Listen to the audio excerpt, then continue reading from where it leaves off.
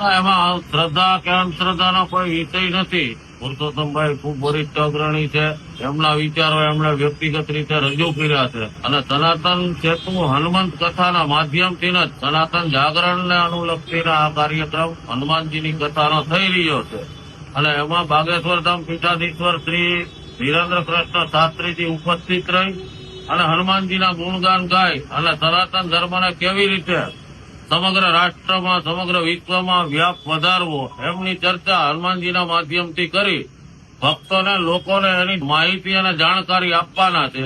એમાં શ્રદ્ધા કે અંધશ્રદ્ધાનો વિશ્વાસ નથી. હનુમાનજીની ભક્તિ શ્રદ્ધાથી જ થઈ શકે અને હનુમાનજીની જ કથા છે. લોકોનો વિશ્વાસ છે અને અંધશ્રદ્ધા હું માનું છું ત્યાં સુધી એને કહેવાય કે જ્યાં આર્થિક વહીવટ થતો હોય, ધર્મના નામે ધતિંગ કરી રૂમમાં પૂરી અને દોરા ધાગા આપી અને પૈસા લેતા હોય અને ધર્મની આડમાં હાલતું હોય એને મારા જાણવા મુજબ એને અંધશ્રદ્ધા ગણી શકીએ. આ તો જાહેરમાં રેસકોર્સ મેદાનમાં કાર્યક્રમ છે, લાખો લોકોની મેદનીની વચ્ચે હનુમાનજીની કથા થઈ રહી છે, તો એને કયા એંગલથી અંધશ્રદ્ધા ગણવી એ મારી સમજણનો વિષય નથી.